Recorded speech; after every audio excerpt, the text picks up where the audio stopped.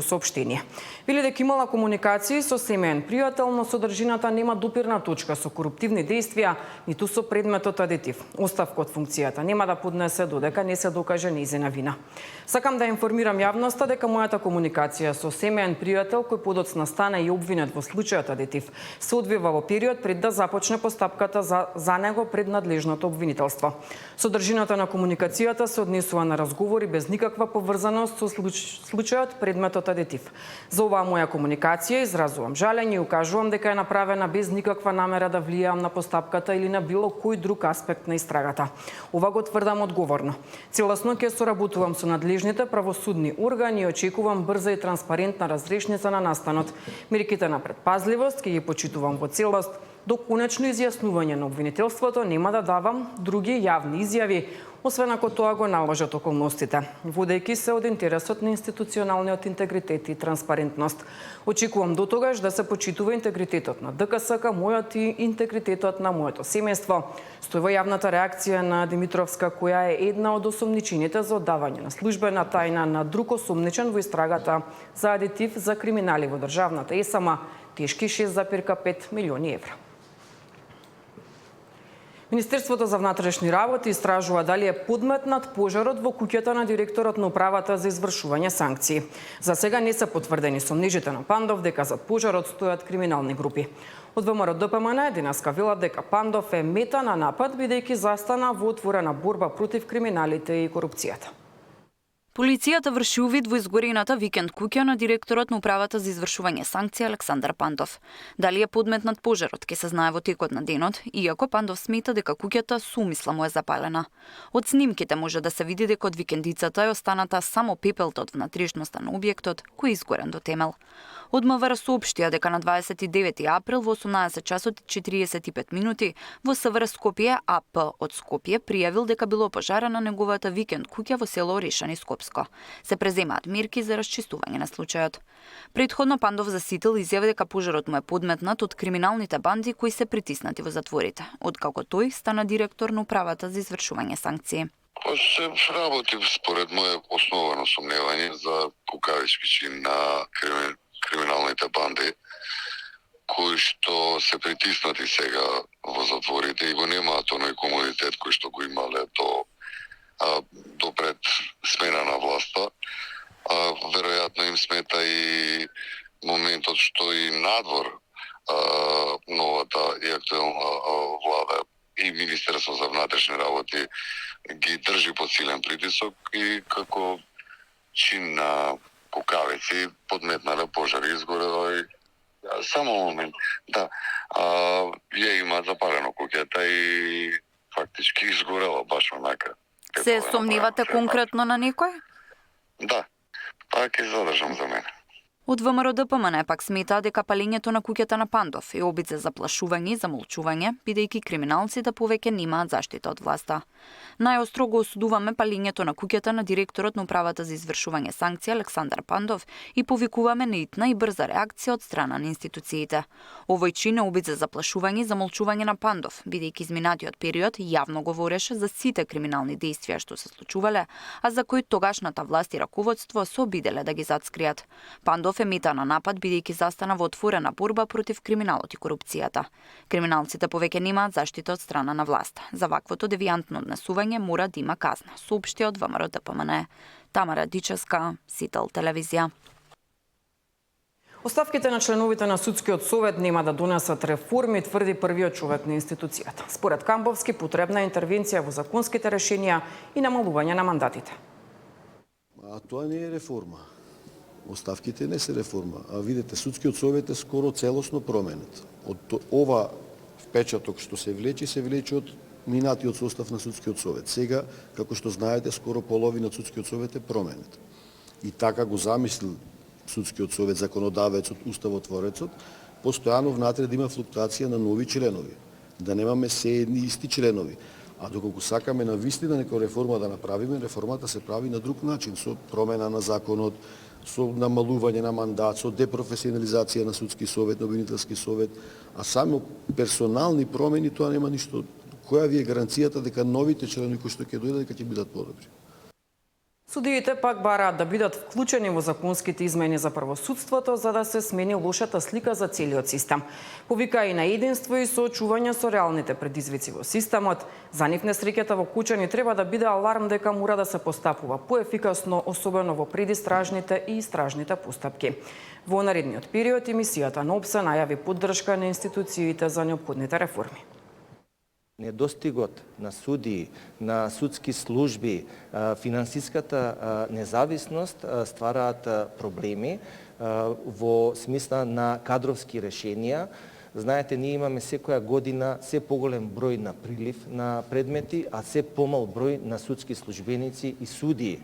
Едно со друго не иде. Ако сакаме ефикасно судство, мора да се вложува во истото, мора да се инвестира, да се капитални инвестиции да имаме, вработувања нови да имаме. Независен судски систем подразбира етаблирани институции, финансиска одржливост, ефикасност и фер правораздавање. Во остварувањето на овие цели потребна е институционална кохабитација на трите власти, заставена на универзалните принципи на владењето на правото и демократските вредности. За жал, по многу спроведени реформи, денес како да сме на самиот почеток. Иста дебата, исти залагање, нова надеж и стари проблеми.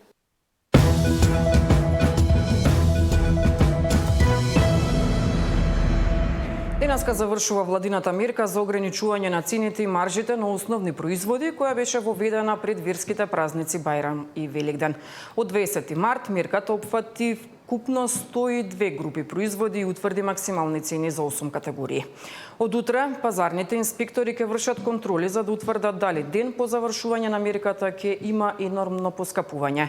Ако маркетите се однесуваат девијантно, ќе има поригорозни мерки, најави министерот за економија. Дурмиши повеќе пати посочи дека ефектите од ограничувањето на маржите до 10% биле позитивни со намалување на инфлацијата и цените на храната и на пијалаците.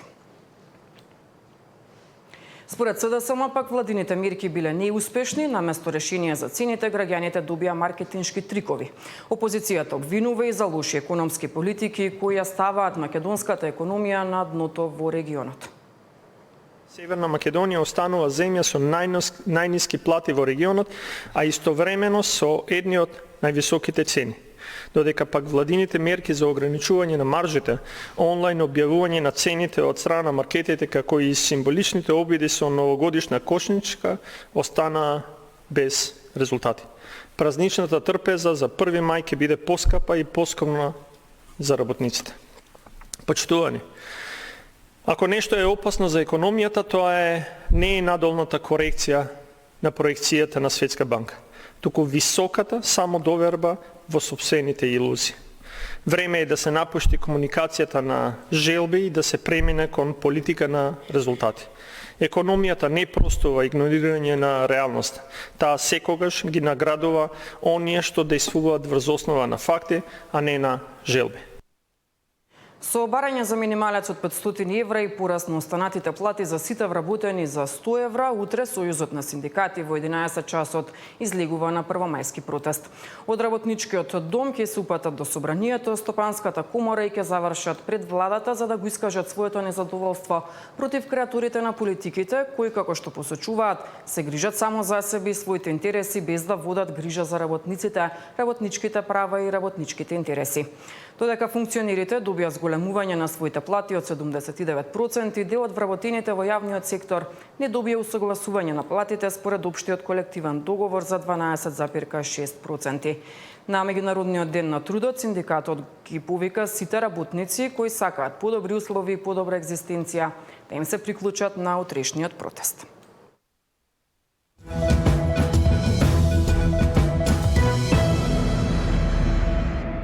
Коалицијата вреди и официјално ќе делува како еден политички субјект. Од коалицијата вчера вечер известија дека е направен првиот чекор кон целосно политичко обединување во една партија.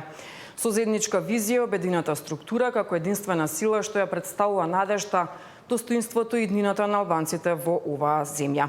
Стапува во сила мораториум на јавните активности на политичките партии учеснички во Влен, при што сите активности и настапи ќе се реализираат исклучиво под името, логото и единствено представување на Влен. Во наредниот период ќе се формираат и други заеднички органи, вклучително и раководството на Влен и шефот на изборниот штаб, кој ќе води подготовката за предстојните избори. Пратеничката група на Влен ќе продолжи да функционира со актуелните пратеници кои го поддржуваат процесот на обединување и се посветени на јакнење на заедничкиот глас на албанците, информира од коалицијата Вреди по вчерашниот состанок. Од ДУИ пак денеска реагираат што Крешник Бектеши и натаму останува во притвор како еден од осомничените за пожарот во Кочанската дискотека. Оние што биле задолжени за безбедноста на децата се уште се на слобода, додека Бектеши е во притвор. Ова представува чист израз на селективна правда и политичка одмаста. Ова не е само двоен правен стандард, туку отворена политичка и партиска дискриминација. Уште повеќе, иако сведоците и родителите на жртвите јасно ги посочија виновниците и побараа одговорност од Министерството за внатрешни работи, единствено поранишниот министер Бектеши се уште се држи во изолација како параван за да останат вистинските виновници на слобода. Ако улицата е решението, тогаш дојде време сите граѓани да им се придружат на семејствата на жртвите од Кочани, да побараат правда. Мирно, но решително на улица, стои во реакцијата на партијата на Ахмети.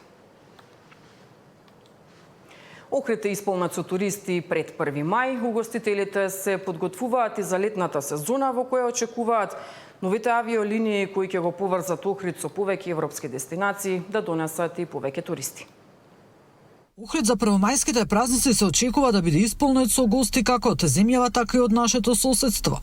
Градот забрзано се подготвува и за летната сезона. Новите авиолинии од Охридскиот аеродром се очекува да овозможат подобра поврзаност со европските и светските дестинации, што дополнително ќе го зголеми бројот на туристи. Секогаш сме зборувале дека Охрид мора да биде поврзан со останатите туристички центри, а ние како општина која што навистина тука ни е блиску и Охридскиот аеродром, мора тоа да го обезбедиме. Таквите линии кои што ги имаат самите авиопревозници, мора да ги користиме и веќе ево оние линии кои што се воведени најново, плюс линии, треба да се трудиме да ги задржиме постојаните, нормално и оние кои што обезбедуваат нови дестинации, стигнување до нови дестинации. Според најавите, Охридскиот аеродром Свети Апостол Павле, кој не е реконструиран од како изграден, ќе добие нова административна зграда и ќе се адаптира постојната терминална зграда.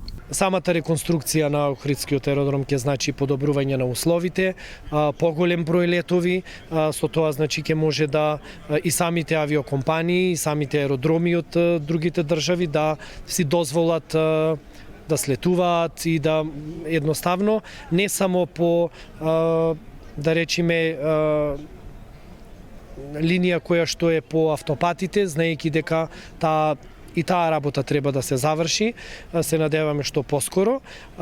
Секако дека треба авиолиниите да бидат еден од водечките туристички активности кои што ќе го збогатуваат бројот на туристи во Охрид. Според експертите, подобрата поврзаност со странство е клучна за растот на економијата и подобрување на имиџот на земјата како атрактивна туристичка дестинација.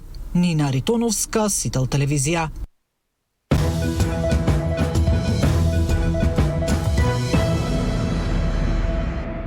Следуваат и најновите